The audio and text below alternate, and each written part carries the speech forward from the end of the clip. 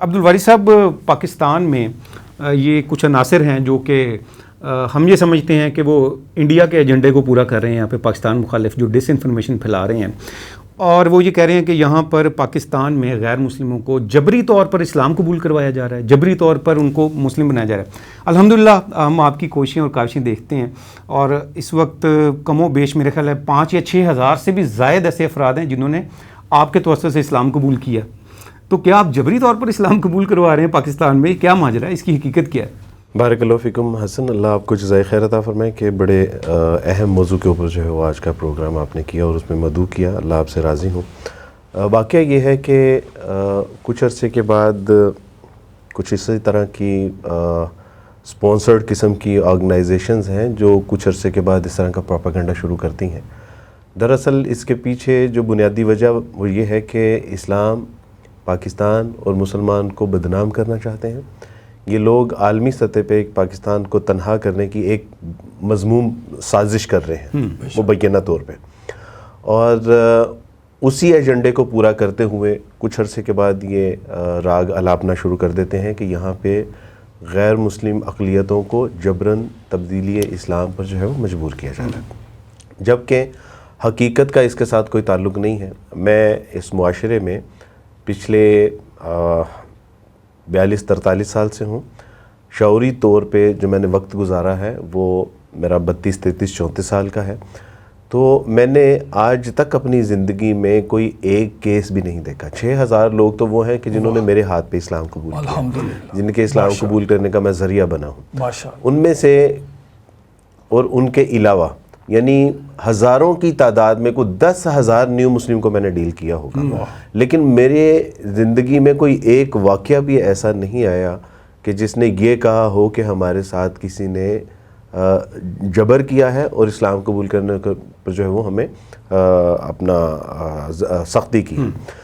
جبکہ معاملہ یہ ہے کہ آپ ذرا سوچیں، اس کو تھوڑا سا امیجنائز کیجئے کہ آج اگر ہمیں کوئی زبردستی اگر اسلام قبول کرتا ہے تو کیا آج میڈیا آزاد نہیں ہے؟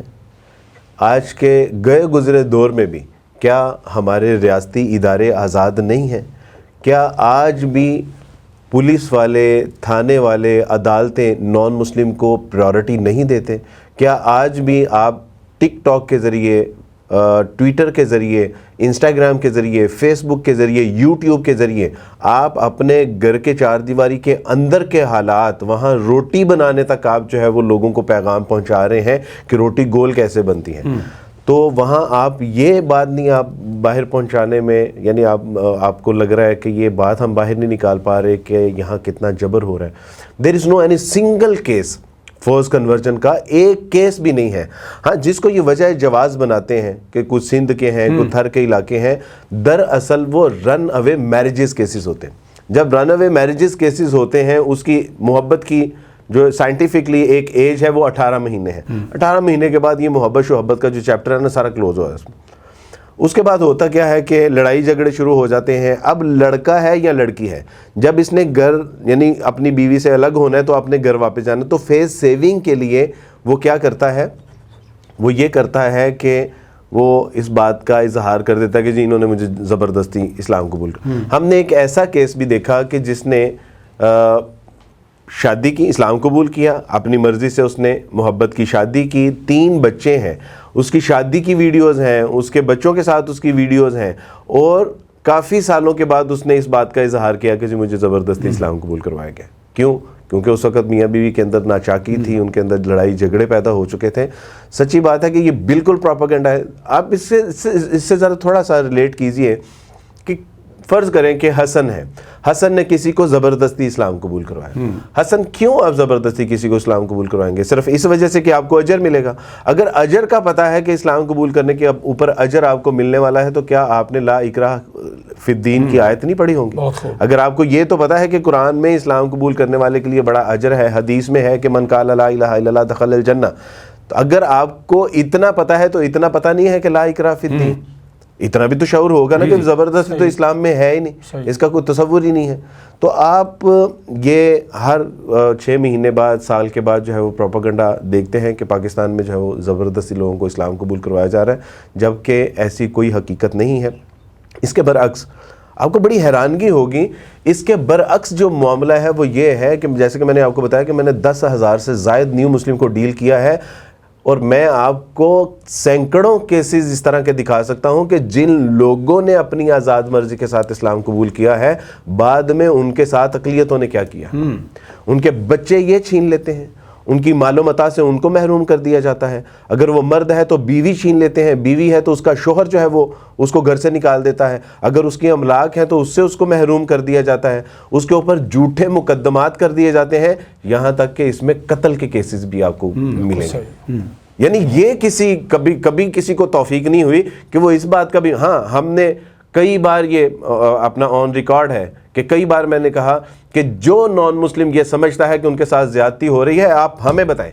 ہم اپنے پلیٹ فارم سے اپنے نان مسلم کے لیے جو ہے وہ حق کی آواز بلند کرتے ہیں. ہم آپ کے ساتھ کھڑے ہیں, آپ کی جان مال کے تحفظ. آپ بتائیں کہ کہاں پہ آپ کے ساتھ زیادتی ہو رہی ہے. اللہ کی قسم ہم اگر ان کا دفاع کرنے میں ناکام ہو گئے تو آپ جو سزا دیں گے ہم اس کو جو ہے وہ بھگتنے کے لیے تیار. پچھلے سال جب یہ جڑامالہ میں چرچ کا واقعہ ہوتا ہم خود گئے,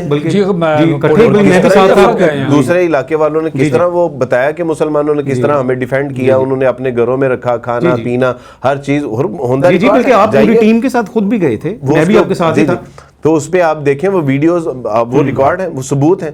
بجائے یہ کہ یہ پروپیگنڈا کرنا کہ پاکستان میں جو ہے وہ مائنورٹیز کو جو ہے وہ عدم تحفظ ہے, ہم یہ کہتے ہیں کہ پاکستان جو میجورٹی ہے مسلمز کی, یہاں پہ نئے اسلام قبول کرنے والوں کو تحفظ ہے. اور آپ کے علم میں ہے کہ اسی بات کو لے کے نیو مسلم حقوق مارچ ہم کرنے جا رہے ہیں کمنگ سنڈے کو 11 اگست کو, کہ بھئی آپ کو یہ تو جھوٹے پروپیگنڈے کے اوپر جو سپانسرڈ ہے, مبینہ طور پہ انڈین سپانسرڈ ہے, انشاءاللہ ہم کسی پروگرام میں اس کے جو ہے وہ شواہد اور ثبوت بھی پیش کریں گے, اور ان لوگوں کے چہرے بھی ہم آپ کو دکھائیں گے کہ جو آؤٹ آف جب کنٹری جاتے ہیں تو کن سے ملاقاتیں ہوتی ہیں, کہاں جاتے ہیں, ان کے کیا معاملات ہیں. اور یہ سارے جتنے بھی ٹرانسجینڈر ہیں, LGBTQ ہے, اس کے بعد جو ہے وہ عورت مارچ ہے, مورت مارچ ہے, یہ سارے وہی ہیں. اس کے جو پیچھے کرتا درتا ہے, اس کے بھی وہی کرتا درتا ہے, اور مقصد یہ ہے کہ پاکستان کو بدنام کرنا چاہتے ہیں. اسی کے ساتھ میں اپنی بات رکھنا چاہوں گا کہ بھائی جان, جہاں پہ آپ یہ اس بات کو ہمارے ادارے, ہمارے چینلز, ہمارے میڈیا, جرنلسٹ, ان سے گزارش کروں گا کہ نیو مسلم کے بھی حقوق ہیں. ان کو جب گھروں سے نکالا جاتا ہے, ان کے بچے چھینے جاتے ہیں, ان کی ڈاکومنٹیشن میں جب ان کو پرابلم آتی ہے, ان کے اوپر جب جھوٹے مقدمے کیے جاتے ہیں صرف اس لیے کہ وہ ایک اللہ کو مان رہے ہیں, اس لیے ان کے اوپر جو ہے وہ مظالم کیے جاتے ہیں, تو بھائی جان اس حقوق کی بھی جو ہے وہ آواز اٹھانی چاہیے.